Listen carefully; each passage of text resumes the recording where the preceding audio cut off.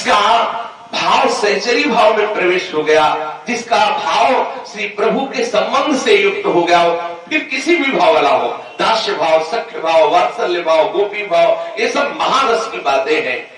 कितनी बड़ी बात है। संसार के संबंध से, शरीर के संबंध से ऊपर उठा हुआ ही महापुरुष शांत रस वाला कहा जाता है। शांत रस वाले में कितनी अपार महिमा है। फिर महामाधुर्य रस का रसास्वादन कराने वाला सहचरी भाव, वो समस्त कलाएं उसके हृदय में प्रकाशित हो जाती है, जिनसे वो प्रिया प्रीतम को रिझा सके। वो समस्त चतुरता, वो समस्त विवेक का कौन सी रुचि है हमारी श्यामा जी की, हमारी प्यारे जी की। ऐसी सिद्धि कहीं किसी को प्राप्त नहीं होती जैसी वृंदावन प्रदान करता है। बाहर बड़े बड़े सिद्ध देखे जाते हैं, वो देह में फंसे हुए प्राणियों के मन की बात जान सकते हैं बहुत से बहुत, कि आदमी क्या सोच रहा है। इतनी सिद्धि, ये व्यक्ति क्या सोच के आया, इसका नाम क्या है, ये क्या चाह करता है, ऐसा।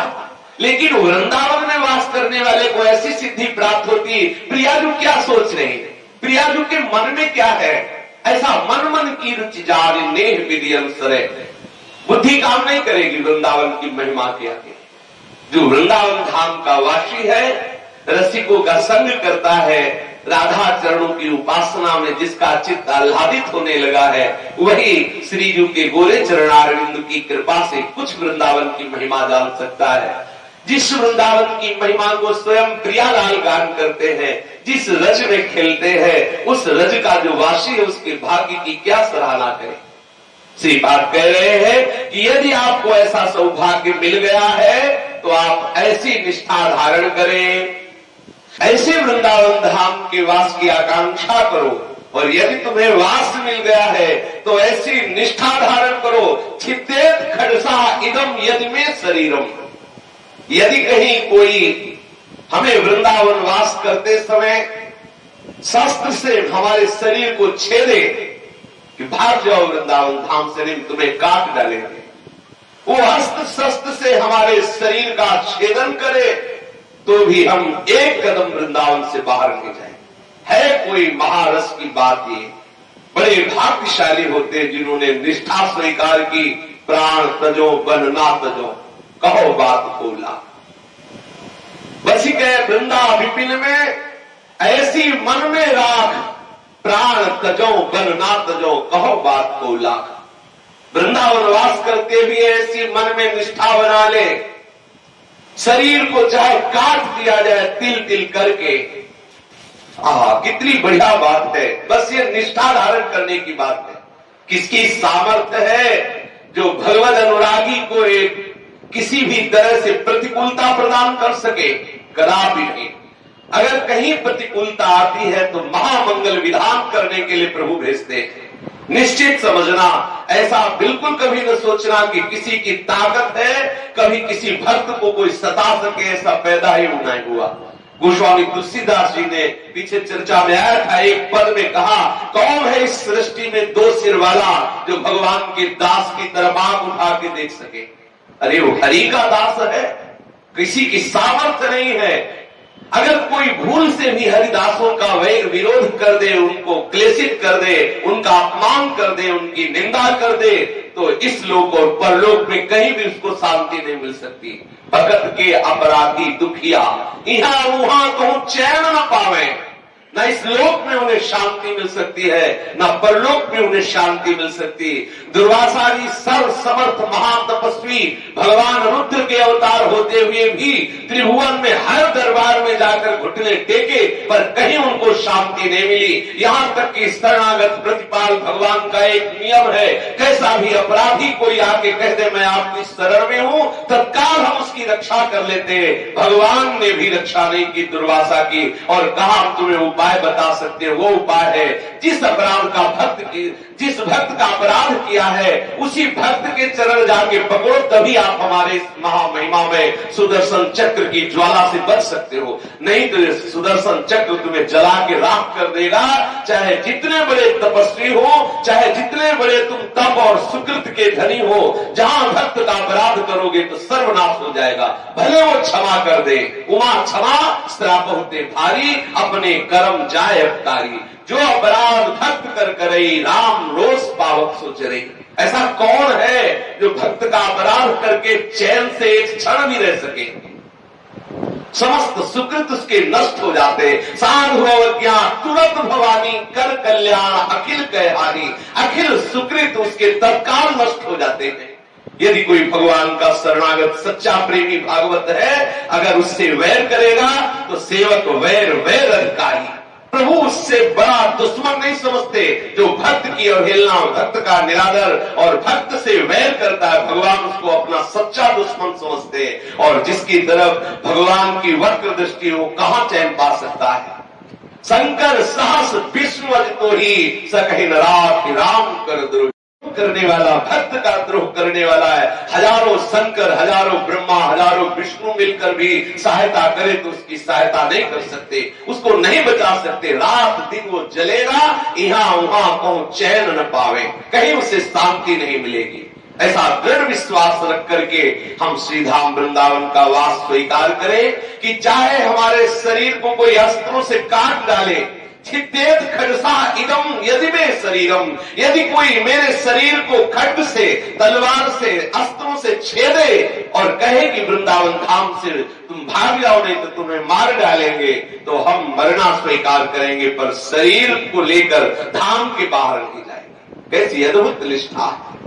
निश्चित मानना प्रभु की विशिष्ट कृपा प्रतिकूलता का रूप लेकर के आती है। वो बड़े भाग्यशाली होते हैं जो प्रतिकूलता में कृपा का दर्शन करते हैं। अनुकूलता में तो सभी कृपा माने हुए हैं, और अनुकूलता फंसाने वाली होती है, इसलिए अनुकूलता कृपा हो ही नहीं सकती। जिससे संसार का राग पुष्ट हो, कैसे भगवत कृपा हो सकती है? भगवत कृपा से किसी को संसार मिलता है? संसार मिलता है उसको जिसके ऊपर भगवत कृपा नहीं होती। इस संसार में जन्म, इस संसार में भटकना, भोगों का संग्रह, नाना प्रकार की वासनाओं की पूर्ति होना, ये अकृपा का लक्षण है। जो कृपा पात्र जन होते हैं उनके संसार का नाश कर दिया जाता है। भगवान जिस पर कृपा करते हैं, युधिष्ठिर जी से कहा, जिस पर मैं अनुग्रह करता हूं तो सबसे पहला कार्य करता हूं, उसका सर्वनाश करता हूं। ये सर्वनाश भयावह नहीं है, बड़ा मीठा है। झूठा जगत नष्ट हो रहा हो और जगदीश मंद मंद मुस्कुराते बांह पसारे खड़े हो, बोलो ऐसा नाश किसको प्रिय नहीं होगा? जगत का मालिक मुस्कुराता हुआ गले लगाने के लिए आगे बढ़ रहा हो और झूठे खिलौने संसार के नष्ट हो रहे हो, किसको कष्ट होगा? उसी को कष्ट होगा जो भक्त नहीं है, जो भगवत चरणारविंद का आश्रय नहीं लिए हुए है। किसी भी परिस्थिति में आप विचलित ना हो कि देखो हम तो महिमा सुनकर धामवास करने आए और यहाँ हमारा मकान तोड़ दिया गया, देखो ऐसा हो रहा है, सरकार विरोधी हो रही, ऐसा नाना प्रकार के और भी विघ्नास। जब से वृंदावन वास किया तभी से वायु रोग बढ़ रहा है, तभी से हमारे शरीर में, दिल में परेशानी हो रही है। दिल में परेशानी तो होगी, गंदगी बहुत जमा है, थोड़ा दिल परेशान होगा, साफ हो जाएगा। घबराने की जरूरत नहीं है, ये नाशवान शरीर है, इस शरीर को लेके बहुत अविनाशी शरीर मिलने वाला है। घबराना नहीं, अगर ये शरीर फेल हो रहा तो फेल हो जाने दो। चिदानंद में शरीर मिल रहा है जिसमें ना बुढ़ापा आना है, न कैंसर होना है, न ब्लड प्रेशर का डर है, न हार्ट अटैक का डर है, और न लीवर खराब होगा। 56 भोग पाओ, लीवर गैस की गोली नहीं खानी पड़ेगी, पाचन की गोली ने प्रियालाल ने पाया, ऐसा भोग पाले को मिलेगा। और कैसे कैसे नित्य विहार के अद्भुत अद्भुत लीला रस का रसास्वादन, चिदानंद में बपू, न बुढ़ापे का डर, न मृत्यु का डर। ऐसे अगर ये शरीर छूट रहा है तो आनंदित होने की बात है। जब पुराना कोई कमरा छूट रहा हो, नया बंगला मिल रहा हो, तो बोलो कौन राजी नहीं होगा? वही राजी नहीं होगा जो मूर्ख है। अगर पुराना घर जिसकी दीवार गिरने वाली है, दब के कभी भी मर सकते हो, और कोई भला बड़ा आदमी आवे और कहे अब ये मकान छोड़ो, ये बंगला लो जो बहुत बढ़िया है, कभी गिरेगा नहीं, तो बोलो आनंदित होगी कि नहीं? आनंदित होगी। मरने से सब जग डरा, मेरो मन आनंद, कब मरी हो कब भेटी हो पूर्ण परमान। श्री प्रियालाल के निज महल में वास मिले सच्चिदानंद सहचरी वपू से, बोलो इससे बढ़कर लाभ, ये लाभ वृंदावन धाम प्रदान करेगा। मेरा शरीर तलवार से, खड्ग से, अस्त्र शस्त्रों से छेदा जाए, काटा जाए, तो भी मैं वृंदावन धाम से बाहर नहीं जाऊंगा। कहीं ऐसी भावना न कर लेना कि भगवान का भजन करने वालों के ऊपर हमने सुना है बड़ी कृपा होती, सुख ही सुख है, सच्चिदानंद सुख है, नाशवान सुख का नाश कर दिया जाता है। जहां जहां राग है संसारिक उसको मिटा देते हैं जगत गुरु भगवान श्री कृष्ण कृपा करके।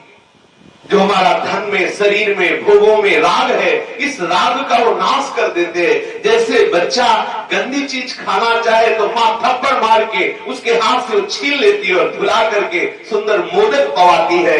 ऐसे अनंत माताओं जैसा वात्सल्य रखने वाले प्रभु करुणा करके अपने जन को जो वो नाशवान सांसारिक विषयों में जो मलिन मलवत भ्रमणवत है उनको छीन कर हटा करके और महामोद में अपने दासत्व को प्रदान करते हैं, अपना सच्चिदानंद प्रेम प्रदान करते हैं।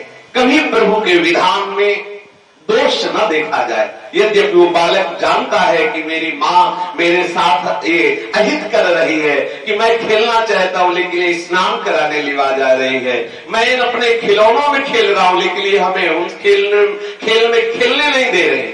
अगर थोड़ा भी जानकारी हो जाए कि माँ अपनी गोद में लेने के लिए विकल हो रही इसीलिए खिलौने हटा रहे, तो फिर बालक खिलौनों की तरफ नहीं देखेगा। ऐसे ही हम संसार के इस नाशवान खिलौनों में खेलकर मगन होना चाहते जो आज तक मगन नहीं हो पाए, तो प्रभु कहते आओ हमारे साथ खेलो, देखो तुम्हारी जन्म जन्म की जो आस है वो मेरे से मिलने की है। और ये सच्चिदानंदमय जीव की जो भगवान का अंश है, बिना सच्चिदानंद से मिले इसकी कामनाओं का नाश नहीं हो सकता। इसके हृदय की जो आकांक्षा है सुख भोगने की वो तभी पूर्ण होगी। वो सुख भोग है श्री कृष्ण के चरणारविंद, प्रियादुल के चरणारविंद। जब तक हम इन अविनाशी सच्चिदानंद प्रेम स्वरूप प्रियालाल के चरणों के अनुराग को प्राप्त नहीं कर लेते तब तक कहीं विश्राम नहीं होगा। चाहे जिस कर्म को करके देख लो, चाहे जितनी योनियां बदल लो, चाहे जहां चले जाओ, कहीं भी शांति नहीं मिलेगी, क्योंकि हमारा लक्ष्य है भगवत प्रेम।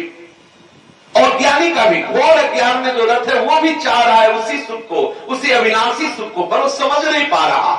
चाहे जितनी विपत्ति आ जाए मैं वृंदावन धाम को कदापि नहीं छोड़ूंगा। श्रीपाद ऐसा कह रहे हैं। माना आपका मकान टूट रहा है, आप छोड़ करके परिक्रमा मार्ग में बैठ जाइए, देखिए प्रियालाल आपको देख रहे हैं, वो अपने खुद कृपा से ऐसी व्यवस्था करेंगे कि आपको आश्चर्य होगा।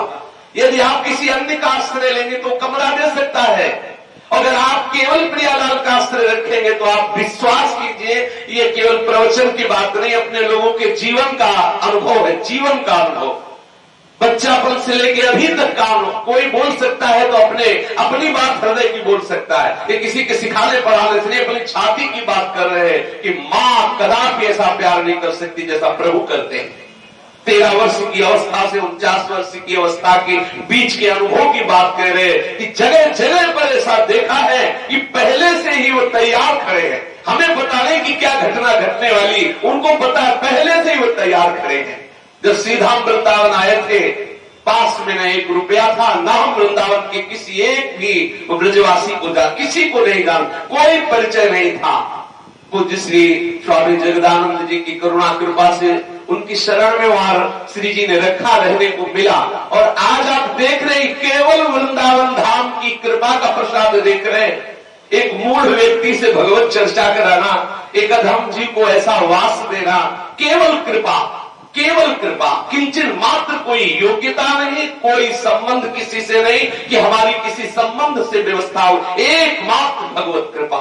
विश्वास कीजिए। कोई कह सकता है कि तुम इतने इसमें बैठे हो इसलिए ऐसा बोल रहे हो, बिल्कुल नहीं भाई, बिल्कुल फुटपाथ से भी गिरे हुए आदमी को उन्होंने वास दिया है, केवल इन्होंने वास दिया है, इनकी कृपा से केवल वास कर रहे हैं, इन्हीं की कृपा से हम बोल पा रहे। मरा हुआ है शरीर है, कैसे बोल पाता?